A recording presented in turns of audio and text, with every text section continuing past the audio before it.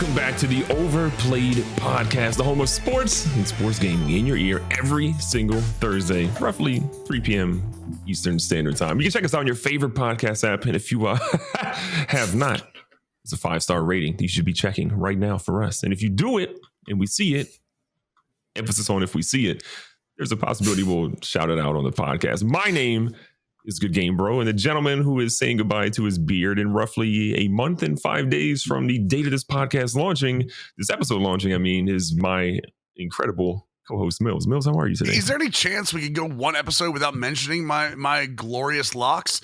Just because you haven't been able to grow, you've been growing the same beard since you were 13. And you're a little jealous of the fact this is going to happen. This is a proud day for you. This will be the first day in years that I will have less hair on my face than you have on your entire body. It's the way it's going to be. I don't understand why you have such deep-seated hatred for my beard. June 11th, Mills. That's all I care about right now. Happy birthday. Honestly, you've never gotten me a gift, but this suffices, so it makes up for all the ones that you missed. Are you kidding me? I think we go back to social media. I think I've wished you happy birthday literally every single birthday. I think I have not gotten one word from you about my birthday. You probably don't even know what my birthday is. No, we're good. We're good. That's fine. No problem. Moving on. That's fine. I'm gonna fix this right now. You blabber about something you've done this past week, and then I'm gonna go look up your birthday. Right now, November 14th. That's your birthday? How do you know my birthday? Where did you get that from? Twitter. Is it on my Twitter? It is on my Twitter. I don't know anymore. No, for the last week, what have we been playing? Played a lot of MLB The Show. MLB The Show has been, one half of MLB The Show has been really good. Diamond Dynasty, when the servers are working. Finished up the first inning program. Player of the Month came out. Going to work on that with a 95 overall Byron Buxton. Really excited for this Friday. This Friday is Resident Evil 8. I know you're too much of a baby to play big boy 100%. Games like this. Absolutely. You can't pull your big boy pants up to play Resident Evil 8. That's okay. Also, this might be a game you're interested in. $30. It's a game called Hood, Outlaws and Legends. It is a PvP VE 4v4, kind of like a heist game, but like a medieval heist game where there's the CPU AI is protecting a treasure or a vault, and they've got like elite level enemies there, and you and another team, 2 teams of 4, go in and have to extract the treasure, and whoever does gets points to point or money to put towards their hideout or whatever. I think it's really cool. It's all class based. I'm really hoping it gets a population because, again, for $30, it's a really good price for a game, especially the gameplay looks good. There's like a rogue, a barbarian with a huge hammer. That's probably going to be me. Probably me. Yeah, there's a bunch of different classes you could be, and it looks like very much team play and stealth is a big part of that. I saw one where like the rogue, one barbarian was running in, was getting close to the sheriff, which is the big elite CPU enemy that holds the key, and then the other team's rogue literally ran in, distracted 2 other guards to come with him, like to start chasing him, and he brought an army of CPU guards up to the other team's barbarian, ran right by him, and like sat the guards on the barbarian to fight, while the rogue is like literally just laughing behind him, going like, "Yep, my turn." So, yes, a lot of strategy involved in it. I'm really excited to see what that plays like. That comes out Friday as well for early access, so on all consoles for $30. So that looks kind of cool. Excited for both those games. Until next Friday when you and I both get to have our fun. Oh yeah. I may have gotten an alert for the package today. I don't know if it's that. Maybe someone sent it to me. I don't know, but I'm going to be 100% playing the only game that matters. Again, Mass Effect Legendary Edition. Okay. Absolutely. Are you who? This is kind of like a spoiler, I guess. Close your mute for 30 seconds if you care about a spoiler. Starting now, did you save Ashley or Kate? What's his name? Caden? No, I saved Ashley. Yeah, I saved Ashley. 100%. I let Caden die. I was like, RIP, sorry. I love Caden, by the way. Don't get me wrong. It was a tough choice, but I saved Ashley. Matter of fact, there's like a little My Shepherd kind of like logo. We can recreate the box art, and it tells you what pieces to pick and everything. And I just posted mine. It's a really cool little thing. Just to go over it, and kind of reminds you of all the choices you made. Like it tells you which you're going to be Paragon or Renegade, which one you chose. It tells you your favorite squad mates. I, of course, took Rex.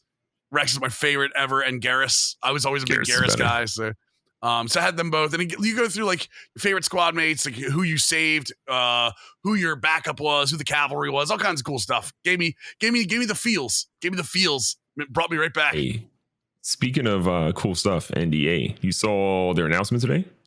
Who? Wait, Mass Effects? No, EA. Oh, EA. No, you're right. EA, huge acquisition, right? Yeah, that's a big one. For those of you who don't know, as of this recording, it'll be a day old, but Super Mega Baseball and Metalsoft Studios were purchased by EA. EA has already been into the acquisition game. We talked about Codemasters and F1 being their first major acquisition. Dude, that means in the last month or so, we've got Codemasters purchased, so they've got a top-tier F1 experience. They reintroduced college football.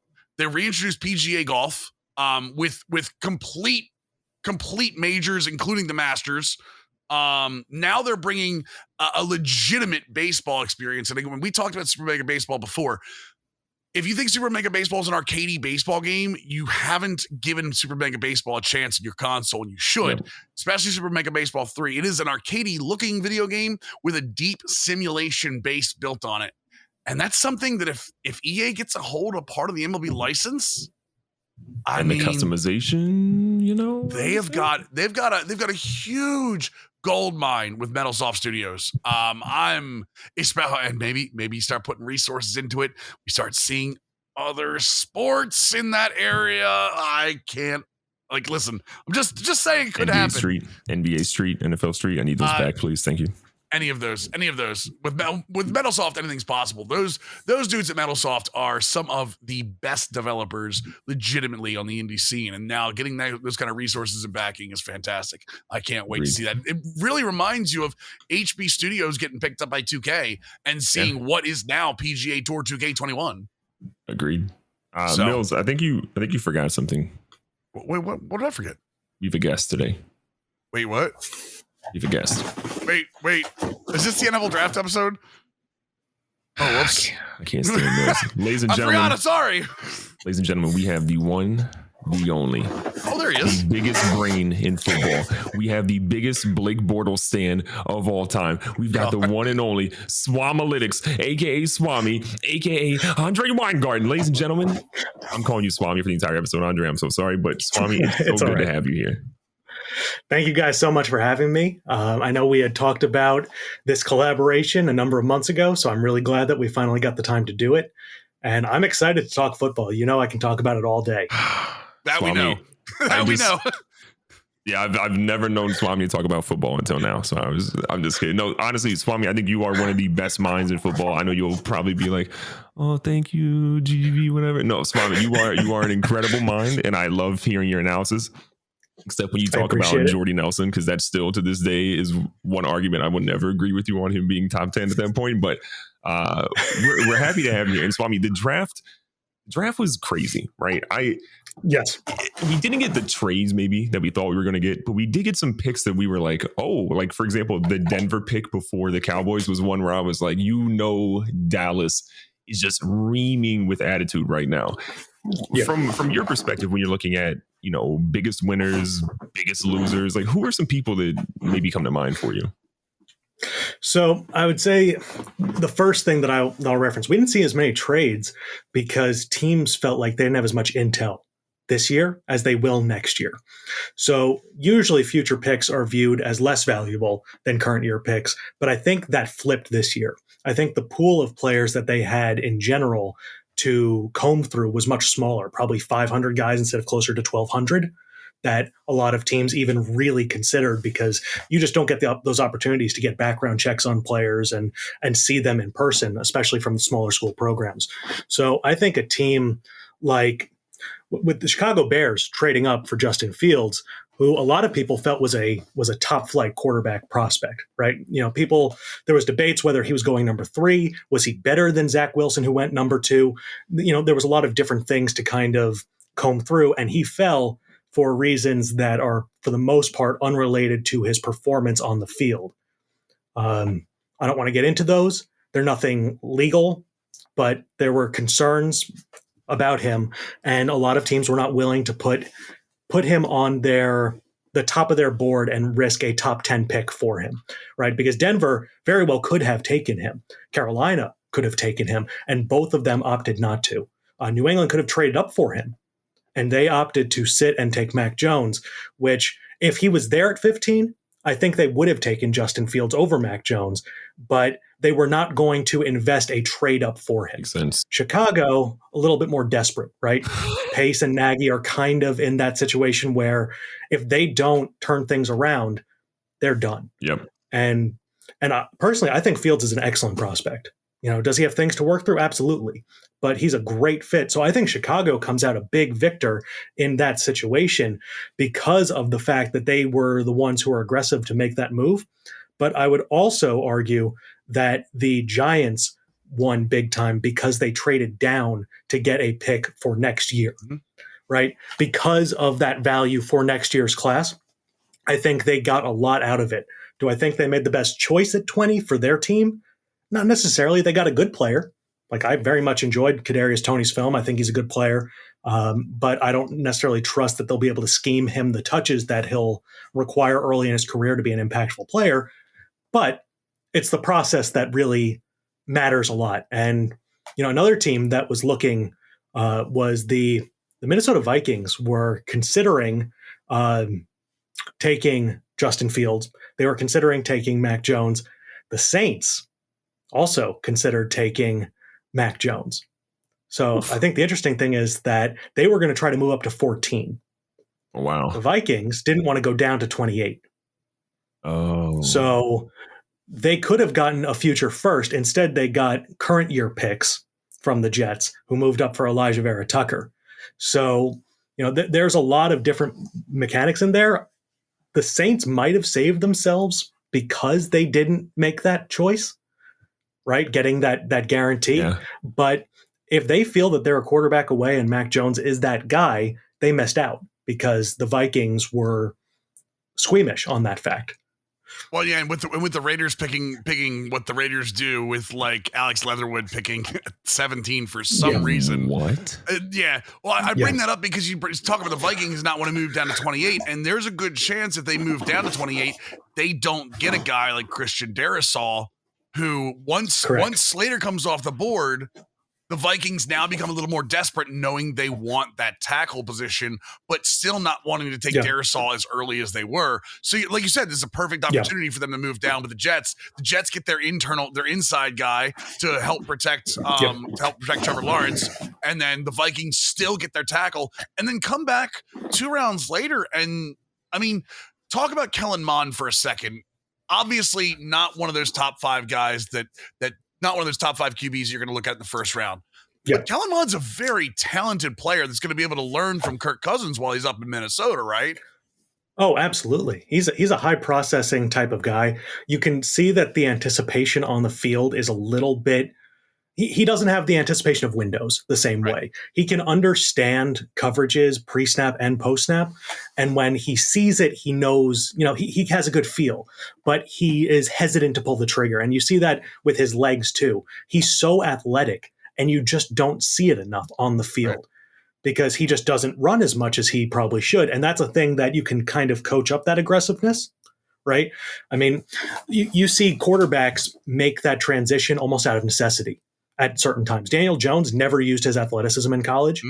Neither did Mitchell Trubisky. Trubisky had it, but he didn't use it as much. And both of them are, for the most part, prototypical running quarterbacks right now in that regard. Mond is more athletic than both of them, and he just doesn't use it. So is Justin Fields. And that was one of the big knocks on him, is that he just doesn't use his athleticism to its full capacity, which is coachable. Right? It's literally a comfort thing of go and do it. And maybe at the college level, these guys didn't because there was a talent gap in a lot of situations where a quarterback run is not as impactful as a quarterback pass to a guy that at a Power 5 school, an SEC, Big Ten school. But at the NFL, every yard matters. Right. So, if they can do that, I mean, Mond is a better prospect than Kirk Cousins was coming out of college. I think that's pretty clear cut, right? He's a much better athlete, much better arm, high processing guy. accuracy can be scattershot, but you see him in certain games, and it's like, this is a first round talent. Right. And then you see him in other games, and it's like, it's maybe not. Maybe let's take a step back here. But if you can just kind of iron out that consistency, you have a guy who's a potential starter in 2 to 3 years. Let's stick with the whole. Okay, so good.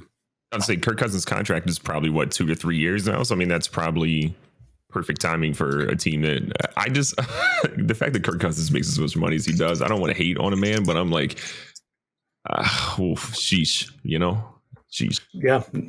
Let's talk. He has 2 years left this year and next year. Okay.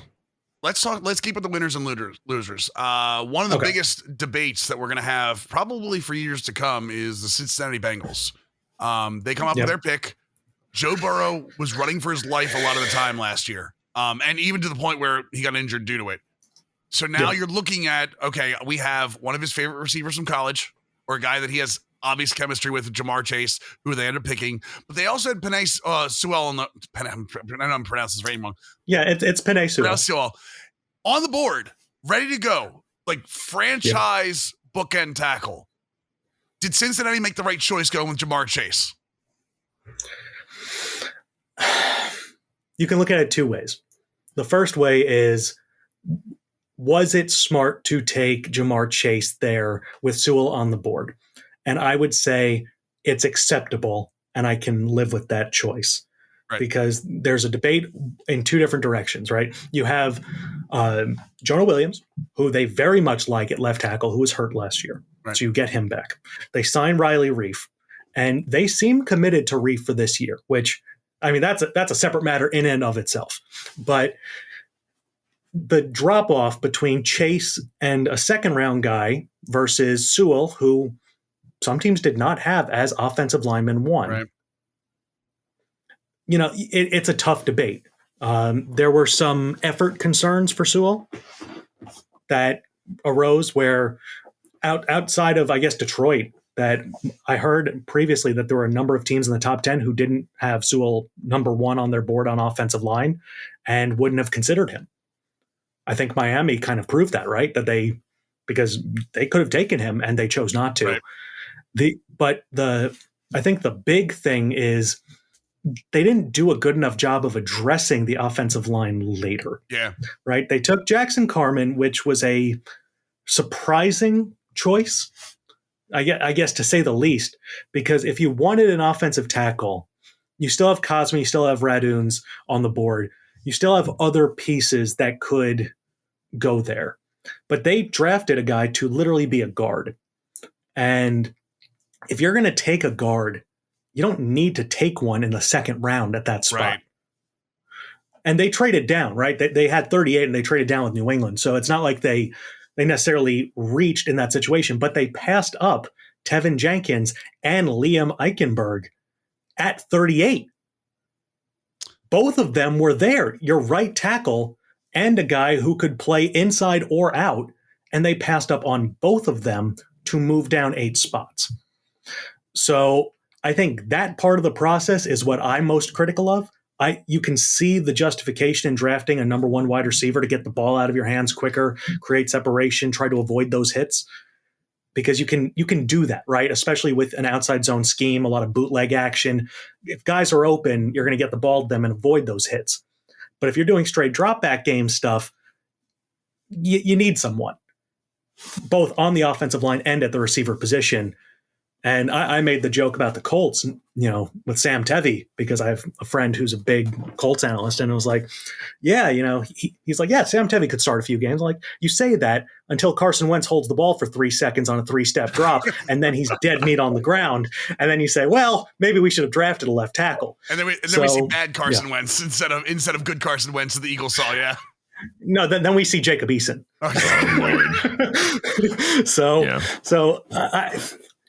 I know that was a little bit non-committal, but I would say that for me, Jamar Chase is not a bad choice there. I think the way that they handled the rest of the process is what makes the Jamar Chase pick look worse in retrospect. But the choice of taking him on day 1, I am totally on board. Just while we're on Chase, just before, because I know we're getting ready to move off of the receiver side of this, but do you think Jamar Chase deserved to be the first receiver off the board, or did you like Waddle better? Waddle is probably better upside, but Jamar Chase is he's Joe Burrow's guy. Yeah. You know, that chemistry is too important to pass up on there. I mean, he's a powerful player. He has good speed. He has good change of direction. He's good in contested catch situations. He's a clean wide receiver prospect with number one X potential. I'm okay with that. Waddle is your field stretcher, your route runner, your Z, your slot guy in certain situations. So it really just depends on who you have. Boyd's their slot. They have, T. Higgins, who's their X, so you can kind of alternate between those two if you want to keep Chase away from press and let him get into his routes. So, I'm okay with it. Would I have taken him if I wasn't Cincinnati first? Maybe not. It really just depends on how my team is built. Makes sense. I think I probably feel like I would have taken Chase as well, just because I think you're 100% right with like the whole, like, I'm thinking about like as the routes are breaking down, is Joe Burrow scrambling for his life, looking like David Carr for the Texans. Like, I have to imagine like Chase is going to know some little things here and there to sort of help him out or bail him out, especially when you get to third downs. But I fear for that young man's life. I really hope they can do something maybe mid-season or preseason to boost up that line, but I fear for that man's life. They like Riley Reiff, at least for this year. I don't get it, but if there's one saving grace, they brought back their offensive line coach from 2018, who had previously worked with the Dallas Cowboys. He's a good coach. He had their best offensive line unit of the recent years. It had been a disaster the past 2 years. So maybe they feel confident that he can coach them up. But, if you're looking for a shining light as a Cincinnati Bengals fan, it's that you got a coach who can potentially maximize who you have. Shining light for Cincinnati Bengals fan, man. I like to hear that. Makes me feel good as an AFC North fan that the Bengals are looking for shining lights already. We're good with this. Go ahead, TGB. God, just as a Steelers fan, thank you, Bengals, for being the Bengals, Oh, you've got your own problems in this draft. Don't even start. Swami, can you explain to my co-host how you don't take a running back in the first round? Rookie of the year. Rookie of the year. Talk some sense to this man, Swami, please. If you don't have an offensive line, I don't know exactly how a running back can get Rookie of the Year. Rookie of the Year. I mean, we've lost. Tell him, Swami. It's so bad, Swami. I really do like Najee. I really do. But my God, you know what? Again, it's the process. If you take Najee and you take an offensive tackle at 55, and then you take Kendrick Green where you take him, I feel a little bit better. A little. Just a little bit. Because, right, Darrisaw went off the board the pick before. I mean, Tevin Jenkins was literally right there. And he is a gap player. He is a run blocker aficionado. And with all the quick game that they run, you would have expected them to do that. And you could take a running back later. It just... And what happened? I'm sorry. Who did they choose instead? They took the very talented running back out of Alabama, who is going to be a very good player. But Rookie of the year. And just so we're clear, I like Najee Harris. And then they came back in the second round with some very talented offensive linemen on the board, right? Very talented offensive linemen that could have helped out. Guys like Jalen Mayfield were still on the board. There were a couple of guards. Matter of fact, I think they dipped into the guard pool later in the draft. But some very talented interior linemen that they could have used on the second round. Who did they take instead? The next Gronkowski. They took a guy who's probably about as fast as Heath Miller is today. Okay. Swami, you're supposed to gas him up my team. Oh, I love it. Hey, listen, Pat Freiermuth is a very talented tight end. He has very good hands. Don't get me wrong, but but he's a turnstile on the outside. He is not built. He is not built different. He's not AFC North built. Okay, he can run about as far as Big Ben can throw it, which is about 5 to 10 yards. So we'll be fine. I love it. It makes me feel so good. I watched Antonio Gates run a 5.6 40 and still get open for 3 years. Oh, no, don't let this man bully you into this, okay? Don't bully Pat Freiermuth into Antonio Gates. All right, we're not doing this. Antonio Gates also an ex-basketball player who knew how to use his body better than probably 99% of tight ends in history. I'm just talking about sitting down in between zones. He was walking routes getting open. Yeah, he better at the end of his career. He better sit down in between zones because Ben Roethlisberger can't throw over 15 yards anyway. So that's it's the perfect match. Listen, as I said on draft night, it was so nice of the Steelers to draft the guy to get shut down by the guy that the Browns drafted in Jeremiah Owusu-Koramoah in the same night. Like, it's just a perfect fit. That was the missing puzzle piece of that dynamic. Bobby, I love it when you come on because I know exactly what's going to happen. It's just like I know, like I already knew going into this. Somewhere in mind, GGB had in his head that the Steelers came out okay in this draft, and he just Najee Harris is going to be all we need until he takes 4 tacklers on him because an offensive linemen are all looking backwards, going, "What just happened?" Listen. Najee Harris breaks a tackle. He breaks another tackle. He breaks a third tackle, and he's brought down for a 6-yard loss. He's got to break his own tackle is what he needs to do. Listen, not only did we get Najee Harris, okay, and Pat Freiermuth, I can't even say his name without laughing. We got Presley Harvin III, the greatest punter in the draft. Tell me I'm wrong. Yes. No, you are absolutely right on that. I'm really excited to see that.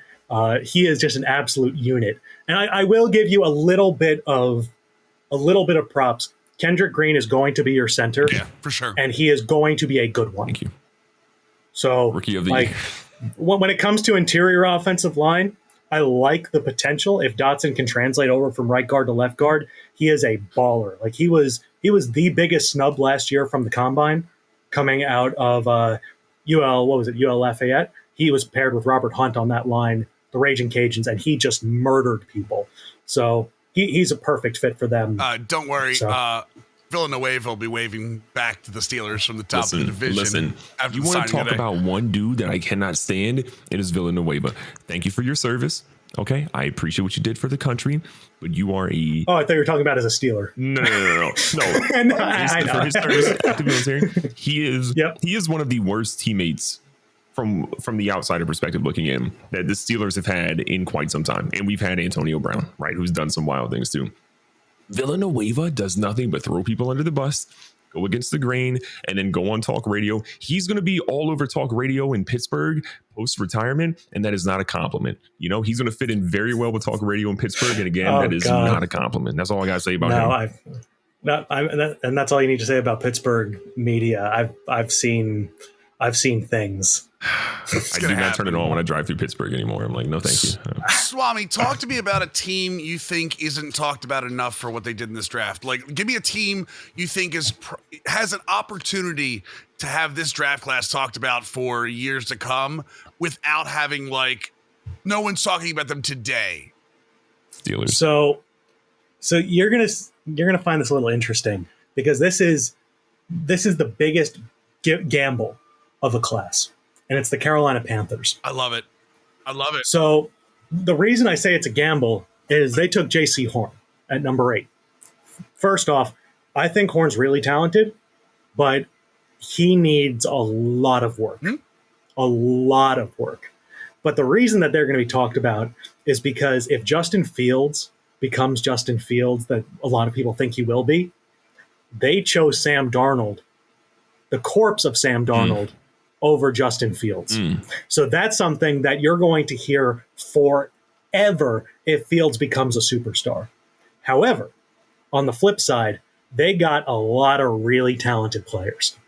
Horn, in his prime form, if he improves his technique, if he improves his film watching, his recognition of routes, etc., he is going to be a CB1 for the next decade plus. And it's just press man. He's going to maul the hell out of people. Terrace Marshall is a really good player who stepped up big time with Jamar Chase opting out. He is big, he is fast, and he is going to be a really big weapon for them. Brady Christensen is a probable day one starting tackle. He's older, but if you're going to pick a position to have an older player as a rookie, it's offensive tackle. True. He'll be 24 or 25 on during the season. BYU kid, mission, stuff, that happens. Tommy Tremble, one of the fiercest blocking tight ends in the class with athletic upside. A lot of people compared him to what George Kittle looked like at Iowa. He's not as good as our guy. He is so mean-spirited as a blocker in all facets of the game, and he is fast. Chuba Hubbard, good running back, good spell back for them. Davion Nixon, some people had as DT1. He fell because of off-field. Yep. That is another guy. And then Deontay Brown is 360 pounds. What a unit. And he is just a monster. As people said, he is Blastoise. That's what he looks like. I love that. I'm gonna start throwing Pokeballs during game coverage. I will say this: Terrace Marshall was a guy that I was streaming live during the draft, and I was talking about him on that Friday night, going, "Man, I really hope he falls third round," because that's a guy that even after the Ravens drafted Rashad Bateman, I would have loved to seen Terrace Marshall in the black and purple in a third round pick, and it actually kind of bugged me because they traded away that second round pick that would have been there for Terrace Marshall to the Chiefs in the Orlando Brown deal that got them the second first round pick. Seeing as I'm gonna take a little of Swami's time here as my Ravens. Okay, I tend to believe the Ravens are really good in the draft, and they normally get the most value out of their 3 to 5. Their 3 to 5 picks are some of the best that the NFL's had in a while, and it was normally Ozzie Newsome. Now it's Eric DeCosta. They do their homework. How do you feel with the Ravens draft? I'll be honest, Owe scares me a little bit with the lack of production, but having those raw abilities. Someone said the words to me, he's the perfect Raven. I believe that person is in this group right now as our guest. Said he's the perfect Raven, so it makes me feel a little better. Yep. Can you talk to me kind of about the Ravens draft? Let's start with Bateman, and we'll move to Owe here in a second. But like even some of the later picks for the Baltimore Ravens. Yeah. So Bateman, I don't think it needs to go into much explaining that they needed a wide receiver about as badly as any team in the NFL. The only team that needed one more is the Lions, and they chose not to draft one, which just blows my mind. Just absolutely blows my mind. But I'll talk about Owe a little bit because I think he's I'm going to address him by his actual name, Odafe Owe. One of the biggest power moves you'll ever see. Went by Jason because it was hard for people to understand. I'm in the NFL now, calling you by my first name. Put some respect on my name. I'm good with it. Like, love it. So he's not a 4.37 guy. Penn State is notorious for having a downhill track at their facility. So he's probably closer to 4.45. That's still ridiculous. Right. He didn't have any sacks, but he still had 20 pressures. And 20 pressures with a 17% win rate, that's pretty good. He wasn't finishing plays the way you'd like, but you can tell that there's something there. But more importantly, because they are such a versatile disguise type defense, he is the perfect player who could literally drop into coverage, and you could put him in the A gap, spot drop him back. He has the lateral movement, the back pedal to get there. You can put him as a stand-up outside backer and have him drop, simulate pressure through that. So you can use him in a lot of ways, and they'll scheme him into unblocked situations the same way the Steelers did for both Bud Dupree and TJ Watt, right? When you talk in that division, those two teams are probably the two best teams at scheming pressure in the NFL. New England is probably a distant third. That's how good those two teams are. And New England gets pressure from everywhere. So I think you're going to see Owe do a lot of those types of things for them. And when you have a guy who can run a 4.45, that's terrifying. Yep. So, if you want to talk about a team that has taken raw developmental guys and turned them into quality pass rushers and then let them walk for compensatory picks, it's the Baltimore Ravens. Ben Cleveland, they needed help so badly on the interior. He is a power blocker. He's 345 pounds, and he looks like he doesn't have an ounce of fat on him. It's unbelievable. He's just a stone wall blocker for them. Love Tylan Wallace too. Huge fan of Tylan Wallace. Talk to me just real quick about Shaun Wade as well. So Shaun Wade, a lot of what I heard was if he came out in 2019 when he played the slot at Ohio State in their one high, 3 high system, that he probably would have been second, third round pick. And then they moved him outside this year, and he kind of got exposed on what he can't do But the Ravens are going to bring him in and probably use him as that nickel kind of over the middle kind of guy that works a lot of the inside slot guys. Do you think Shaun Wade is a cornerback in this league, or do you think his physical tools probably lend him to maybe even backing up into like a safety position for them? I would say he's probably a corner, but I'd say he is on a short leash in the NFL period, not just at corner. Right. So the way that it's always described, if you're a college nickel, you're usually not an NFL player. Gotcha. Right? Because you're put there because you are smaller, you don't have the stature to handle the outside guys. Because the way that you play so much in college football, because the hashes are so narrow, you have two-way goes on the outside in college football. So if you can't handle the outside, there's no way you're handling the inside in the NFL, especially not in the Big Ten. So I think he was very much exposed after being protected, and I think that's a big deal as to why he fell. Now, guy that you should be excited about is Ardarius Washington, undrafted free agent safety. He's a guy who can play that nickel role. He didn't test all that well. He's very small, and that's why he went undrafted. But he is a talented player who some people in the draft community felt could have been a day 2 talent. But the NFL obviously was very much afraid of a guy who's 5'8", 175 pounds, 100%. or whatever he is. Especially on the defensive side. Yeah, like you're going to see some concerns there. But if you want to talk about an undrafted guy who could potentially be a key contributor for you guys in that department, he'd be someone I'd keep an eye on. And I'd probably say that he has a better shot than Shaun Wade of turning into a capable starter. Cool. I respect it. Now, we've talked about how Najee Harris is going to win Rookie of the Year offensively. I know, I know, Swami. You've said it time and time again. I understand. Can we just maybe if we don't use Najee Harris, right? I've already put that out there. You put that out there, but maybe give me some other different people, some rookies you think offensively and defensively with good shots for Rookie of the Year. I'm curious what you think here. Okay, so I think this year you would need a record-breaking Herculean effort for it not to be a quarterback. I'd say if I was putting money on it, I would put all of it on Trevor Lawrence. Oh, yeah. Because that team is capable enough. They have enough pieces that they could legitimately challenge for that division with a fourth-place schedule. You think? The way that the Titans have kind of fallen off a little bit in some areas, the way that the Colts, they downgraded from Phillip Rivers. They lost some, offensive line. There's just pieces missing from that team. The Texans are a dumpster fire. So the Jaguars from a fourth place schedule have a shot. I think honestly they could. We'll talk more about them a little bit later, but I think you could see them going 8-8 to 8-9 to 10-7. Oh, I forgot we have an extra game this year. Yeah, we do. Yeah. So, there's that potential with Trevor Lawrence. I think he's that much of a step up from what Gardner Minshew was, because no matter what you're doing, if you're not on time in the NFL, you're hurting your team. And Minshew was not a timing guy. He was a scramble drill. He could do those things outside of structure really well. But you'd look up and you'd be like, wow, he made some really great plays, and they're losing by 25 points because they punted 6 times already. So, there's growth on both sides. So I think Trevor Lawrence is your guy. If Justin Fields is the day one starter or starts within the first month, there's a potential there.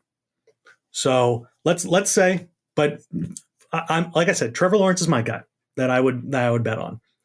In a world where Trevor Lawrence gets hurt, God forbid, or they choose not to start him week 1, which I can't imagine they would do. Imagine. Tebow's the starter. Okay, we get it. Yeah, right. Yeah, exactly. He might be tight end. That's when the door opens for some other people. I don't think I would not expect Zach Wilson to have a season year 1 that is worthy of offensive rookie. Especially not with that team around him right now. Correct. Yeah, they've improved, but he needs some time. His upside is probably the best in the class at the quarterback position. Like he just has the highest ceiling. The floor is not the best, but you can see it. Trey Lance may not start at all this year. Mac Jones probably won't start at all this year. So wide receiver usually is out of the question unless you have a Justin Jefferson type season. But, Jamar Chase has competition with all the different guys around that team, Boyd and Higgins, et cetera. Devontae Smith doesn't have the quarterback in Philly to potentially have that type of role, and he might have some growing pains because of his size, dealing with NFL speed. That's Swami saying that. Eagles fans, I know already you're going to be angry. Just let you know, Swami saying it. I agree with him. I love him. I love him. I think he was more than worthy of going in the top 10. Yeah. And Waddle has a lot of competition because they love Preston Williams. They have Devontae Parker, and they signed Will Fuller. So, none of those guys jump out as the guy. So I would say Kyle Pitts is probably your front runner outside of that. Just from an opportunity perspective, there aren't that many guys outside of the quarterback position who have the opportunity. Defense, though, that's where things get really interesting. So there's no pass rusher that should be in that running, right? There's no Chase Young. There's no Nick Bosa. Corner very rarely gets it because you have to be high production guys, and maybe you'll get targeted a lot, but usually you don't have a season that's warranting it because the production usually comes with lapses. And the other thing is too, if you start getting targeted and prove that you shouldn't be targeted, they tend to stop targeting you. So it's incredibly hard to make an impact like that. Yep, exactly. So the guys that I'm looking at, and I would say this is the player that I would put my money on, is Jamin Davis. I was going to going to Washington football. Yes. So Jamin Davis has a lot of qualities that Darius Leonard has, in that he is a chase linebacker with great athleticism. He's a better athlete than Darius Leonard is. First, let's just get that out of the way. Leonard plays at about 210, and he probably runs about a 4.55. Jamin Davis is a 4.45 guy playing at about 230. So, there's some extra armor on him. He's much better in coverage than Darius Leonard is because Leonard's a spot dropper. So with that defensive front with him, you're going to see a potential for him to literally fly to the football and get clean looks. So you could see a 120 tackle season. And if he gets lucky on some throws because of that pressure, a forced fumble here or there, like you want to talk about just a clear defined path towards that, he has the opportunity to have the most production, and that usually coincides with Defensive Rookie of the Year. Washington's going to be fun. I was just about to say that.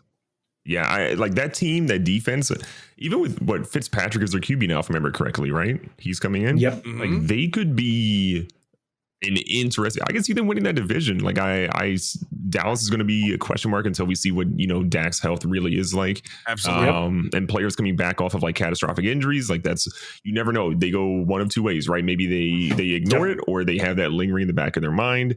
I wish him the best of luck, but like. If I were a betting man like Mills, which I'm not, I'd probably be like, hey, Washington, y'all, you got a chance here.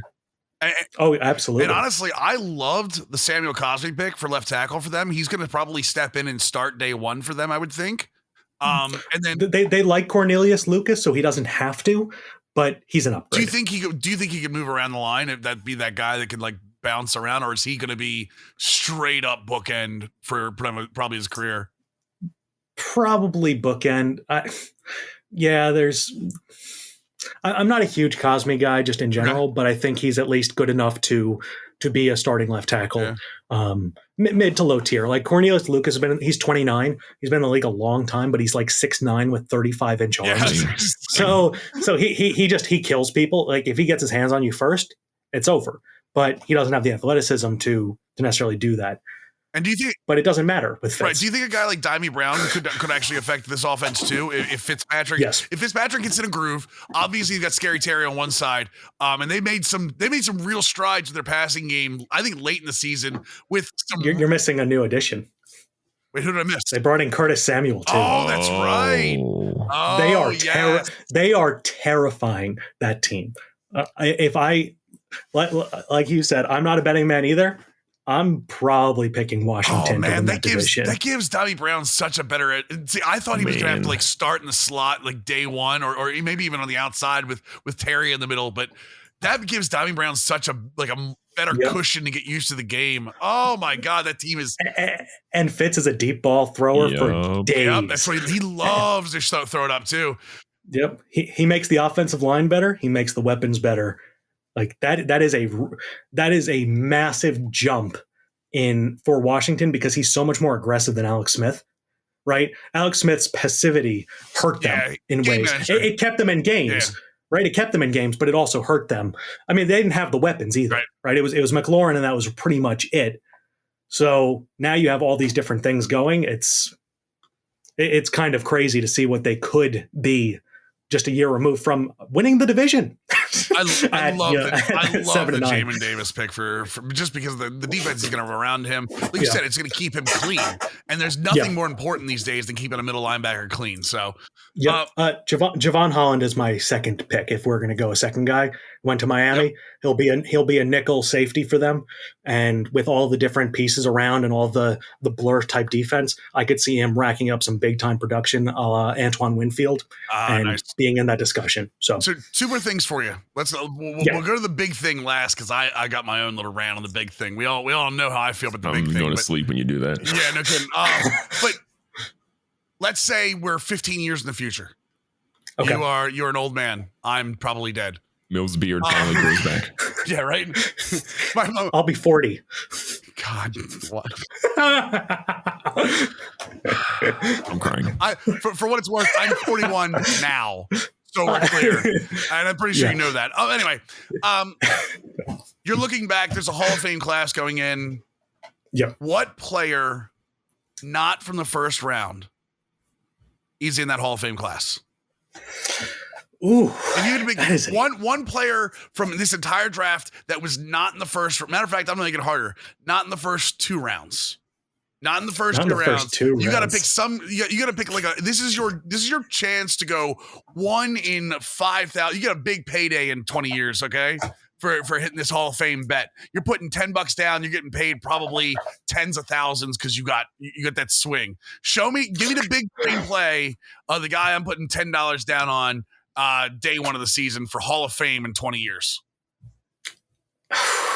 I had to cross you at some point, man. You're too good. No, I understand. So I'm going to give you 2. Is that okay? Oh, this guy's Swami. Wow. Hold on. Let me get a pen and paper. You put him on the spot and he says, I'm going to give you 2. This is what I love about it because, like, literally, Swami used to do this with, like, video games. We like throw crap at each other and see what happened, and we'd end up in 3-hour conversations where I get my ass handed to me. So now I wanted to cross them up a little bit, and now let's go. Swami, give me the 2. Okay, first one is a kicker. Evan McPherson to the Cincinnati Bengals. I love this goddamn bit. He's so dude. Just hold on before you saw the video, right? You guys have seen the video. He has he's a Gatorade bottle up on the rafters of his kicking of the gym. On the top, on the rafters or on top of the post. Right. He kicks it. He doesn't knock the bottle off. He literally spins the top of the bottle off. No shot. He knocks the cap off. Yes. Yeah. It is so good. Yeah. It's unbelievable. I'm sorry. So he sent them videos of him hitting 68 and 69 yard field goals. Check YouTube for GGB's expression right now. What? Yes, it's so good. I don't know how he did it. I don't know how many reps it took. This dude literally kicked the top of a bottle off from it had to be 100 yards. It's unbelievable. So first things first, he can do that. That's just amazing, right? Like that's just incredible. Yep. He has video of him hitting from 68 and 69 yards. I believe they were inside. I hate that he's a Bengal, by the way. I hate that he's a Bengal, but go ahead. Shane Graham, former Cincinnati Bengal, was his kicking coach at Florida. So he vouched for Evan McPherson. So you have a guy with the boot like that, who was the best college kicker, different from Rodrigo Blankenship, right? Because Rodrigo doesn't have that leg. Right. When you have a leg that's that good and you're accurate, he took a small dip this year in accuracy, but he was like around 90% his first 2 years. Plus, I think he missed like 2 point afters in his career, or 1 in his career in 3 years. Like, that's a guy at a position that has longevity that you can get the best player in one of the later rounds. So it's a little cheating, but I still think if you're going to take a guy in those later rounds who could be that guy, he would be the first. Calling a kicker in this day and age is not cheating. Because for as many kickers, because if you miss 2 field goals, you're out the door for a lot of teams. So that I'm down with this. I'm down with this. Hit me with the second one. The second one is Quinn Miners, center/guard, Wisconsin Whitewater. Yep. So I have a little bit of an in with Quinn Miners because my friend my friend Owen, who I've met at the Senior Bowl, he's a draft analyst. He actually coached at Wisconsin Whitewater and coaches at Wisconsin Whitewater, and he's an offensive line guy. He told me about him at the Senior Bowl in 2020. And he said, there's this guy that we have on our team. He is an NFL player. Like, he is killing people. And they had their season canceled. Oh. And yet he goes to the Senior Bowl and he's shutting down second round defensive linemen. Like, just beating the hell out of them. He's a finisher. He is athletic, really athletic. He literally learned how to play center by snapping in his backyard to a garbage can with a GoPro in front of him to get his angles right, because he was a guard in college. So he has guard center flexibility. He is super athletic. He is strong. He's a fun guy. I'm rooting for him, but I think he has so much potential. There was talk about him being one of the first interior offensive linemen off the board, and he fell a little bit, probably because he didn't play last year. But he's a guy that I would absolutely say, if you want to talk about just the tools and the total package and the mentality to be successful in the NFL, he's the guy, right? Division III offensive lineman, mean streak, showed up in the biggest stage against the best competition with a year off. Like, that's my guy. Okay. Hey, Swamalytics. If there's anybody I trust in this, I'm getting my two $10 bills right now. Put them in. I'm putting them down. All right. You talk about your guy. So let's talk about who's not my guy. Oh my God. He finally came out and showed himself. I've been talking about it for months. Oh no. I don't want to play for this team anymore. They drafted a cornerback. They don't get me any help except all the help they've actually gotten him. We can't get to a Super Bowl after I chased my coach away. We should have kicked the field. We shouldn't have kicked the field goal, even though you want to back your coach up, crybaby. And then the Green Bay Packers really stuffed it to Aaron Rodgers by taking Eric Stokes in the first round. Said, screw you. We're going to do what we do. We're going to pick the best player that we think is going to help our team. Swami, first of all, Tell me about the Packers draft, and then we will talk about the diva at the other end of it. I hate it here. Okay. Which year's draft? This year or last year? This year's draft. I can talk about either. No, the last year's draft. Okay. Last year's draft, we already know what happened last year's draft. I'm going to tell you what happened last year's draft. The Green Bay Packers didn't trust Aaron Rodgers not to do this last year, and so they had to get an insurance policy in Jordan Love. Please explain. Please tell me, Swami, tell me I'm right here. You traded up for a quarterback when you had a reigning MVP. They didn't trust that Aaron Rodgers wasn't going to pull this crap last year, so they had to get an insurance policy to get ready and go, hey, Aaron, discount double check your ass right at the front door. We get it. So there's two parts to it, and then I'll get into this year's class. The first one, they do not have an owner. So they do not have anyone to pass from the top down that what Rodgers does and is to that organization is the be-all, end-all. Right? They don't have someone like that. They don't have a Bill Belichick at head coach to defer to either. They have a lot of different pieces and a lot of different people, but they are very business first. Aaron Rodgers was notorious for going off script, to put it kindly, right? In Green Bay in the previous years, right? With Mike McCarthy. And he did it in Matt LaFleur's first season.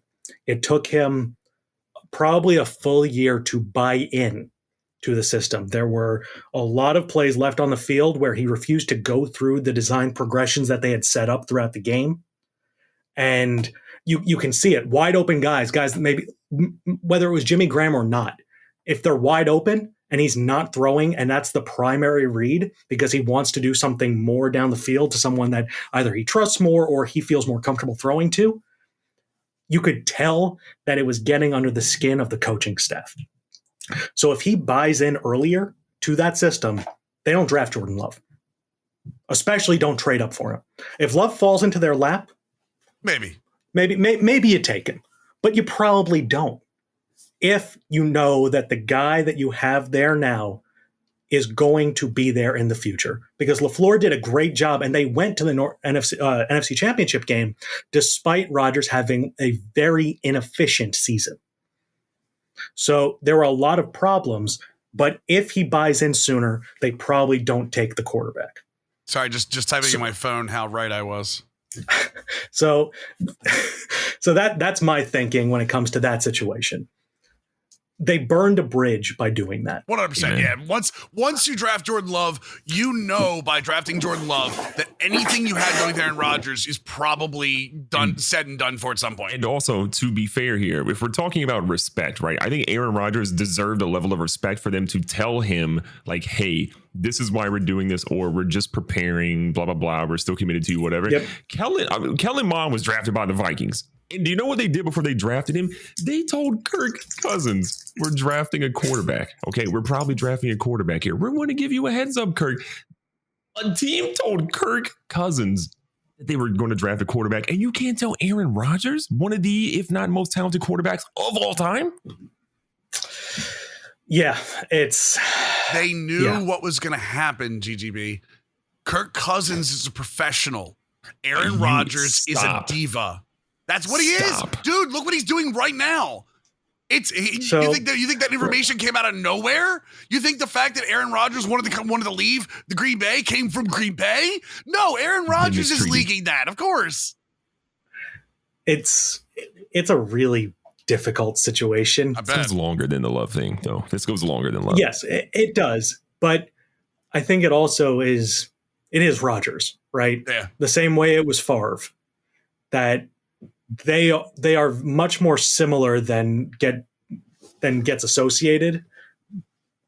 He's doing this. He's doing this to Jordan Love after he had it done to him by Brett Favre. That's another thing, right, Swami? We saw, what was that? Yeah. It was a tweet. I think you saw the tweet on Twitter, right? Everyone saw it. They described the situation. Everyone thought it was Aaron Rodgers, what Aaron Rodgers doing to Jordan Love. It's literally what Favre did to Rodgers that hurt Rodgers so much when it was back in the day. Like, you learned from the father, right? The son learns from the father. Too close to the quarterback. No quarterback in Packers history has played for 17 seasons with the team. Bart Starr, 16. Brett Favre, 16. Aaron Rodgers just finished his 16th season. It's a weird flat circle time thing when it comes to that franchise. You can have 3 Hall of Fame quarterbacks, but they last 16 years and they always end on bad terms. You think he's there? Guys, I'm sorry, go ahead. Do you think he's there to start the season, or is he going? I would say you're probably sitting at about a 30% chance that he plays for Green Bay again. There's too many possibilities for him, right? He could be traded. He could retire. Like, he doesn't need football anymore. I think he goes the Carson Palmer route. I think he flexes the retirement as, like, if you don't trade me, I'm retiring. And then I think it's the Carson Palmer, like, what did Carson Palmer do? He came back mid-season or something, or was like the next year? It was early in the year. Mm-hmm. Yeah, it was. So, I mean, there's just, it's a really toxic situation, and it's hurting the Packers. More so than it's hurting Aaron Rodgers, it is hurting that team, because if it's true that Rodgers has been telling people that he will not be there long term, he is hurting the opportunity for guys to come in and improve that team. So if it's, because it was reported that he's been doing that since 2020. So if he did that last year, he literally hurt their team in the year following that fracture. Now, if he's doing it this year only, it's still a little different, but it's more honest, right? Because there's a clear divide between the two, and the writing was on the wall to begin with. So, yeah. Green Bay, let's say they trade him. Okay. Let's not talk about what they're going to they trade him for, because most likely it's draft capital, not another quarterback. Okay.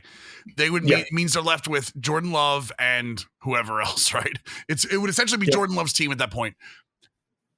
With the way the NFC North is right now, this might not be the worst time to get rid of an MVP quarterback and start your rebuild, because that's what the Bears are doing right now. Justin Fields. That's what the Vikings right now are not a good team. They're kind of rebuilding their defense. They're, like, Kirk Cousins is a great regular season quarterback that doesn't do well when the lights are shining bright.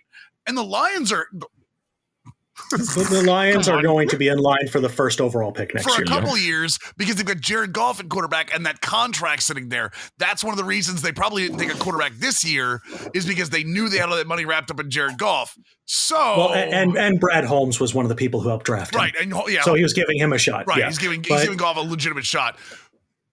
If Green Bay decides to move on, if it does happen, let's say the 70% happens, where is Green Bay stacking up this year? Not only with the draft they got, like we talked about Stokes, a guy like Josh Myers is going to come in probably to replace Corey Lindsey.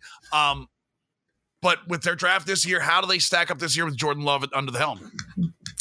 So their draft was really pedestrian. I think in general, it just there's nothing sexy about it. Amari Rodgers is a starting slot day one. He's a good player, right? That's straight up. Myers, fine.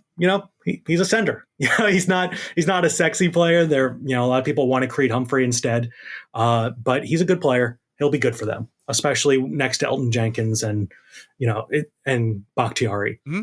Stokes surprised me because he doesn't meet their athletic testing thresholds, which has been what they've drafted corners off of for like 20 years consistently. So that was a little weird, but truth be told, Eric Stokes is very similar to Kevin King, just putting that out there in terms of physique and in terms of weaknesses, like route recognition is a little bit delayed. He's a really good athlete, but it doesn't always translate. He has the long speed that King doesn't, but he doesn't have the change of direction. So you can see some hitching in his steps. So there's some issues there. I would not have taken him. How's his midair spin speed? I hear that's Kevin King's specialty. It's funny because Paulson Adebo, who went to the Saints, was a better fit for the Packers through all of their metrics than Eric Stokes was. Yeah. Like he met their 3-cone threshold, he met their play style threshold, etc. Like all of them down the list. Now, okay, we'll take Eric Stokes. But the thing about the offense that they run, you don't need to be a great quarterback to be successful in that style offense. You just need to know who the primary guy is and get them the ball. It's really that simple. Like when you have someone capable as Aaron Rodgers, you take a system that is already great and you turn it into an MVP caliber season, right? Matt Ryan, same thing. He took that system and he elevated it. Ryan Tannehill, you see what he's doing in Tennessee. It's slightly different with Arthur Smith, but it is the still same logistical style. You see the same thing with what Case Keenum did in Minnesota with Gary Kubiak. You see the same thing with what Baker Mayfield is doing. What you see with Jimmy Garoppolo, who is still effective despite being probably a bottom 10 starter. Zach Wilson's going to be in that system. It's about a third of the league now. Derek Carr is in a gap scheme of that system. So you don't need to be a special quarterback to be successful in this system. And Jordan Love has as much potential as anybody in this year's class or last year's class. So if he reworked his mechanics in the offseason, he increased his release. His decision-making was a bit of an issue, but he's literally the only quarterback I've studied in 7 years who is going to be throwing into larger windows in the NFL than he did in college. He was throwing to the 5th wide receiver from Utah and a converted defensive end at tight end at Utah State. He had 9 new weapons and a new head coach and offensive coordinator in his final year at Utah State. Like, you want to talk about just a team that was devoid of talent? He had nothing. And he basically carried the team, and he made some really bad mistakes. But those didn't show up the year before when they had some of that talent around him. And it was still group of 5 talent. It wasn't even NFL caliber talent. So, you're talking about a guy who has so much potential. He has the arm. He has the mindset. He didn't let mistakes rattle him. You want to talk about the mental side of things? He has the mental makeup of an NFL caliber quarterback. And that's probably one of the most important things. Plus, he has the arm talent. So, if you can manufacture plays, you're going to see it. Like Rodgers, if you compare Rodgers and Brady last year, Rodgers' depth of target and yards after the catch rates were like among top 5, and Brady's were bottom 5 because it's the difference of the scheme. Brady was playing in the most difficult scheme in football in his first year, and Rodgers was playing in the most quarterback friendly. So, when you compare the two, you can see that there's guys who can just step in and be successful without a ton of weapons because it's all schematics. It's blurring. It's making sure that the run game, the run action is the same exact thing as your outside zone for your boot. And it's making sure that you have guys who are crossing against man coverage. And it's up to LaFleur. And he's a really good coach. So to summarize, yeah, I think they could be not just as successful, right? Not day one. Jordan Love will have to grow into the role, and we'll see what he could be. But they have enough talent to win the division without Aaron Rodgers. And Chicago would be the only competition. And what they did, cutting all their cap guys, right? Kyle Fuller and Charles Leno, and moving Tevin Jenkins to left tackle when he's never played it or is not an NFL most likely left tackle. He's a right tackle. There are issues in Chicago, and they're the closest competition. I need Green Bay winning. I need to trade Aaron Rodgers and Green Bay to win the division. That's what I need. I will literally quit this podcast, Mills. I know what you're going to do. The grave I would dance on. GGB, hit us with it. Ladies and gentlemen, I just want to say a major shout out to Swami, not Mills. Swami, for being a part of this podcast today. Swami, do us a favor. Tell the folks where they can find you at online. You can find me on Twitter at Swami_EA or at Moonlight Swami on YouTube. Plenty of Madden type content, NFL analysis, Madden franchise content. Oh yeah. Madden franchise content. Yeah, absolutely. So you can find me on those two places. It has been an absolute honor to be on this show, and thank you guys for having me. Yeah, it's a huge thank you for me too. Like literally, just you listening to you talk football. I mean, educates anyone within any kind of radius of you. So it's amazing to have you on, and really appreciate coming on short notice. By the way. Huge thank you for that as well. Absolutely. Swami, again. Anytime. An absolute pleasure to have you here. It's great to chat again, my friend. And we'll get on the basketball court soon. We'll get Mills out there too next time. Ladies and gentlemen, this is the Overplayed podcast. Catch you on the next one. Ciao.